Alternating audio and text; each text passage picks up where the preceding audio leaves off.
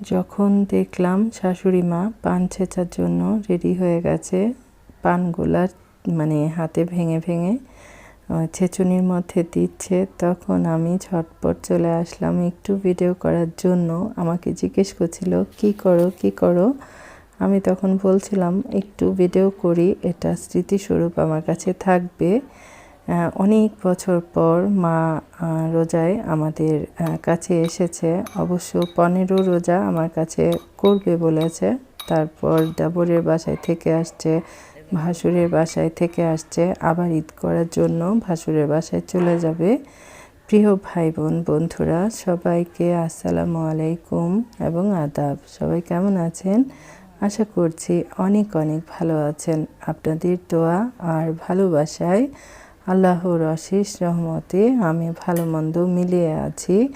Video যাই করে রাখছি না কেন, ভিডিওতে ভয়েস দেওয়ার জন্য ভিডিওটা শেয়ার করতে একটু কষ্ট হচ্ছে। রোজা রমজানের দিন এমনিতেই একটু কাজকর্ম বেশি থাকে, তাই না? আর এই যে দেখেন মা কি সুন্দর করে পান গুঁড়া করে তারপর খাচ্ছে। অনেক বয়স হয়ে গেছে, তাছাড়া নানা ধরনের অসুস্থতা আছে, যার কারণে রোজা রাখতে পারে না। আর সারা দিন ভরে তেমন কিছু খায়ও না, একটু পর পর একটু একটু করে পান গুঁড়া করে আর একটু একটু করে খায়। তারপর চলে আসলাম দুপুরে রান্নার আয়োজন করতে। আজকে খুব বেশি রান্না বান্না নাই, কারণ গতকালের অনেক রান্নাই রয়ে গেছে। তো এখানে পেঁয়াজ, কাঁচামরিচ, তারপর হচ্ছে মিষ্টি কুমড়া চাকচাক করে কেটে নিয়েছি। আর এখানে খুবই ছোট ছোট কিছু চিংড়ি মাছ ছিল, সেটা কাটাকুটি করে নিয়েছি। এখানে কি যেন বলে, কড়াইয়ের মধ্যে তেল দিয়ে দিয়েছি পরিমাণ মতো।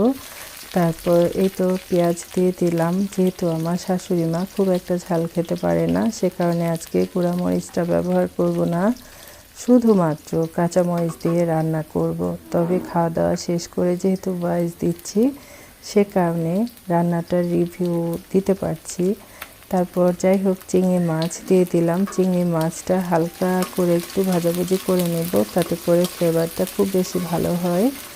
আর রান্নাটা এত বেশি মজার হয়েছিল, এত বেশি মজার হয়েছিল, মিষ্টি কুমড়াটা একদম পুড়াচ্ছিল, মানে একদম কি বলে বুড়া হয়ে গেছিল, সে কারণে অনেক বেশি বেশি মিষ্টি ছিল, আঠালো ছিল।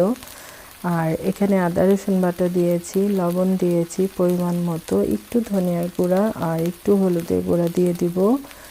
তারপর এটা খুব ভালো করে কষাই নিয়ে তারপর মিষ্টি কুমড়াটাও কষাই নেব। তারপর কি করব, তারপর পরিমাণ মতো ঝোল দিয়ে রান্না করে নেব। আর এখন ধনিয়া পাতা খুব একটা ভালো লাগে না, সে কারণে ধনিয়া পাতা দিব না। প্রিয় ভাই বোন বন্ধুরা যারা আমাকে শুনছেন বা দেখছেন, সবার কাছে বিনীত অনুরোধ থাকবে অবশ্যই একটা লাইক করবেন। আর কেউ যদি বন্ধু করে থাকেন অবশ্যই কমিউনিটিতে লেটার রাখবেন। আজকে দুঃখের সাথে জানাতে হচ্ছে, ইদানিং কিছু কিছু আপুরা এসে ভিডিওর নিচে বলছেন যে নতুন বন্ধু হলাম, বন্ধু করে গেলাম। এই কথাগুলা এখানে বলা যাবে না। এই কথাটা অনেকবার বলেছি যে নতুন কেউ যদি যুক্ত হয়ে থাকেন চ্যানেলে, তাহলে অবশ্যই কী করতে হবে, কমিউনিটিতে লেটার রাখতে হবে। দেখেন রোজায় কথা মুখে কিন্তু ঠিকঠাক আসে না, কথা বলতে গিয়ে বারবার কথাগুলো আটকে আটকে আসে। আর আরেকটা বিষয় চিন্তা করি, যারা কি বলে গজল, তারপর নানা রকম গান ভিডিওর মধ্যে অ্যাড করে তারপর ভয়েস দিতে হয় না, তাদেরটা খুব বেশি ভালো হয়, অত একটা কষ্ট হয় না। কিন্তু আমি তো অত সব জানি না, সে কারণে আমাকে কষ্ট করে হলেও ভয়েস দিতে হয়। আর এই তো মিষ্টি কুমড়াটা খুব ভালো করে আমি উল্টে পুল্টে কষাই নিচ্ছি, তেলটা ছেড়ে দিয়েছে। আর কাঁচামরিচের সাথে দেখলাম একটা ভেন্ডি চলে আসছিল, তারপর সেই ভেন্ডিটাও দিয়ে দিয়েছিলাম। আর এই তো পরিমাণ মতো ঝোল দিয়ে দিলাম। তারপর কী যেন বলে, ঝোল দিয়ে রান্না করে নেব।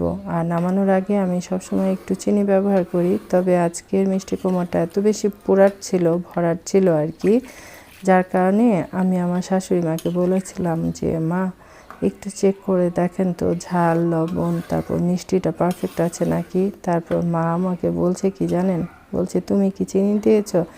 আমি বলি আরে না, চিনি দিলে তো আপনাকে দেখাতাম না, তাই না? তারপর রাতের বেলা যখন ভাত খাই তখন বলছিল, মা তুমি কি চিনি দিয়েছো, এত বেশি মিষ্টি হয়েছে। এই আর কি ভয়েস দিতে বসেছি, ওই যে দেখেন চলে আসছে সাউন্ড করার জন্য, একদম শান্তি নাই। আর ইফতার করার পর কিন্তু ভয়েস দিতে অনেক বেশি কষ্ট লাগে, সে কারণে ভাবলাম এখন রান্নাবান্না শেষ হয়ে গেছে, তো এখনই ভয়েসটা দিয়ে ফেলি। আর এই হচ্ছে মিষ্টি কুমড় রান্নার ফাইনাল লুক। দেখতে যেমন সুন্দর হয়েছিল, খেতেও অনেক বেশি মজার ছিল।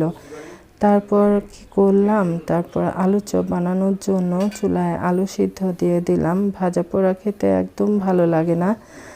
তারপর আবার প্রতিদিন কি বা আলাদা আলাদা খাবার খাবো, সেই জন্য আজকে আলু চপ করেছিলাম, আলু চপ করেছি, বেগুনি করেছি আর ডিমের চপ করেছি। এই ছিল ভাজা পোড়া।